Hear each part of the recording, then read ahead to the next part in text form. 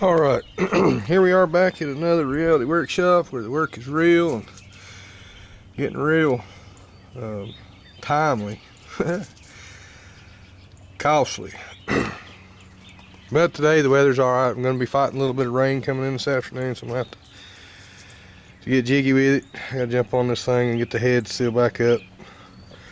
I want to talk about a few things for you men and women who are playing with old junk. This is a stroker motor. This is a 383. It's got the 400 harmonic balancer and flywheel. Okay, I took it in a while back to have a new transmission put in it, and within a week I've got broke valve studs and bent push rods and all kinds of junk. Now, I'm not saying they did anything. I'm not saying that at all, but it's just kind of coincidental. I run this engine for 3 years, never had a lick of trouble with it, but as soon as I put it in here, I've got all kinds of stuff. But if you looked at that number on them pistons, I'm changing my heads because I can't afford to have those heads reworked. They're going to cost me a little bit of money, which is fine. I don't have it. I'm going to do a little changeover. One thing about this, we want to keep it as clean as possible. I use a lint-free rag. Don't use these red rags. Don't stuff them down in there because it usually gives you lint, and a lot of times that don't really hurt nothing. It burns it up, but it's just use lint-free stuff. Poke those cylinders full. They're already going to try to start rusting on me. But the main thing I want to talk about is that piston. All right, that's a flat top piston, and under the heads that's on there now, which are 882 heads, and I'm going to show you, it gives it a 9-to-1 compression ratio, which is a good compression ratio. Gives you a little bit of power. You can run 87 octane if you retard time a tad, and it gives you an all-around open chambered. That's what we're talking about. This gives it a 74 cc chamber, roughly, from my figures, and I may be wrong. And if I'm wrong, you know, somebody step up and let me know. It's been years since I've been dealing with this, but you know, I was talking about the valve closeness between the valves. See that? I got some heads in there that they're pretty wide gapped, but they're just 194 head. These a little bit bigger valve. But there's the upside down here 882s, which have the little diamond on them. Good head. They're good. They're good. Open chamber with a flat top. My concern was when I stuck my other heads on there, but this, there's the stud, it's broke. There's the nut. It's broke down here, broke some more. They were already broke. I should have tore it all down in the beginning when I started, but I thought it just damaged one cylinder, but it didn't. Here is the fueler heads designed by Cranes. I think they're 188. You can't really make them out. They're 202 heads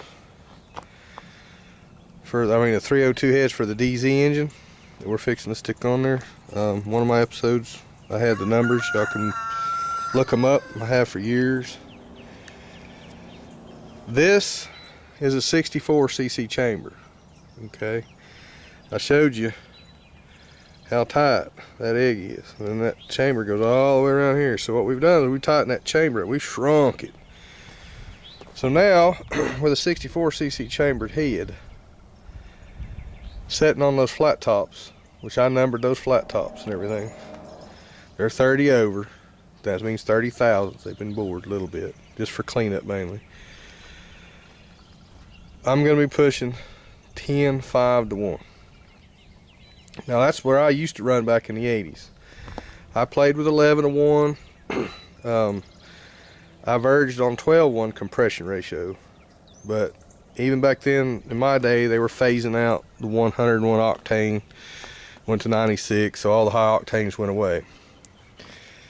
So here we are today with the shit fuel that we got because these whatever reason, we're getting ready to step over into something else. And that's the reason why it needs to be done with the a newer engine, you know, these LS1s, LS6, whatever, go into that, and we can still have some fun and get some better fuel mileage. This old shit's over with. For the most part, it's going to be stuck in a museum, but I still play with it, still have fun with it. Now, what I like to do when I set my heads up, I mark them for a size. See, this is number 2 cylinder. See that on the exhaust? 2, 4, 6, 8. Okay, I put the heads back on the same side all the time. Why? I don't know. But I always stamp me some numbers in there. And if I take them back in and get them reworked, it helps the machinist too, because he'll know what cylinder he's working on and what head. If you can find a good machinist, that is. They're hard to find and getting harder to find. Another thing I do is, this is a spark plug rethread, and I'll stick it in all my holes, and I'll clean it, and I'll spray some WD-40 on it. I'll give it a little shot, oil it. I try not to run them in there dry. Same way with this. This is a rethread kit only. This ain't not for cutting threads, it's for rethreads. And before I do anything, I'll go in there and, well, it is threads, but that's a fine thread. That's what we need right there. And I'll go in there with WD-40 and I'll spray these down, and I'll run until they're hand and they're all clean.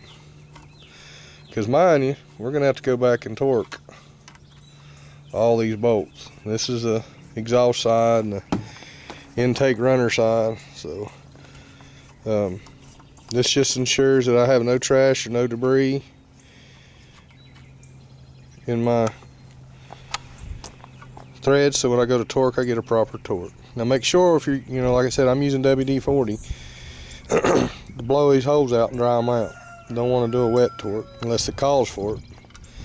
You can get by with a little oil on them, torque them, but you know, anything in between those threads changes your torque, so you got to be real careful what you're doing. Some of them say use sealant on them, thread sealant, and then torque them. It just depends. But that's what I've got to do today. I've got a few hours. I've got to get this head put on. Now, back when I was a kid, I could have had this already done in a day, but I'm not a kid anymore. A little bit older than that, and so time's slowing down on me. But one thing I want to show you is, you look at these valve tops, the rocker tops on top of the valve springs. See the valve? That's the tip of the valve. That's the valve. You know, these are all been nice and cut, and the ones that have been direct over here, which, man, it really chaps me bad. Let me turn this one over on its top so you can see a little better.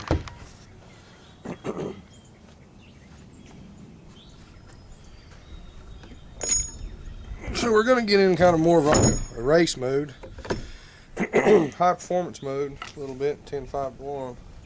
It's going to wake your engine up, that's for sure.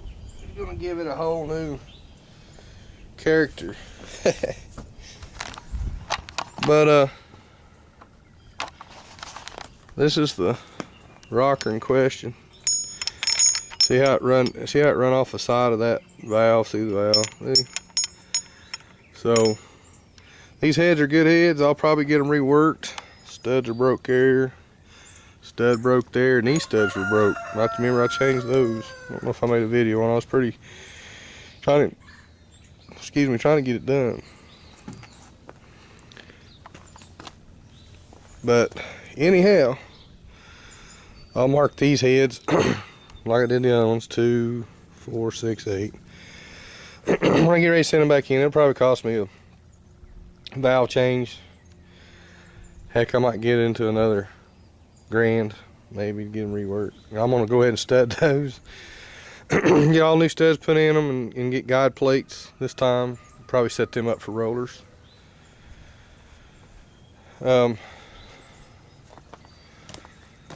But these are the best set of heads I've run in years. I'm finally glad. Like I said, here's the numbers if y'all want to run them again. It's a 3827186. Well, you can't really see that 3 right there, but it is.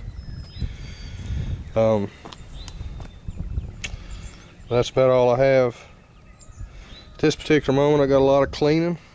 I got to go in the block, tap all them holes out where the head bolts go in. I got a lot of head bolts to clean. Got several. Basically, that's the hard part, is clean up. It takes you more time to clean up and get everything ready to go back, and it must be clean. Must be clean. But I've got to do all them holes, all the bolt holes for the head bolts. Got to be redone. You know, that's head bolt, head bolt, head bolt. I got to clean this whole surface up. Lifter should be in pretty good shape. I ordered all new push rods and all new rock arms. I'm not using none of those rock arms over there, period. So I ordered a whole new set of standard 1:5 ratio rockers. Right there you go, is another broke stud, which hurts. Like I said, it hurts my feelings. This motor was a good pulling motor, but like I said, the way it works sometimes. Kids think they know what they're doing, and they don't know what they got, and then you take it someplace and get it worked on. Them youngins are working on it, and then next thing you know, you blowed up. But I'm not, like I said, I'm not blaming nobody. It's kind of just a coincidence. I wrecked the whole valve train, and I ain't even rode it hard. Not even. And my son ain't even rode it hard. Because we didn't have it but just a couple of days back before I started running into all these little minute issues. So it didn't take long for it to show up.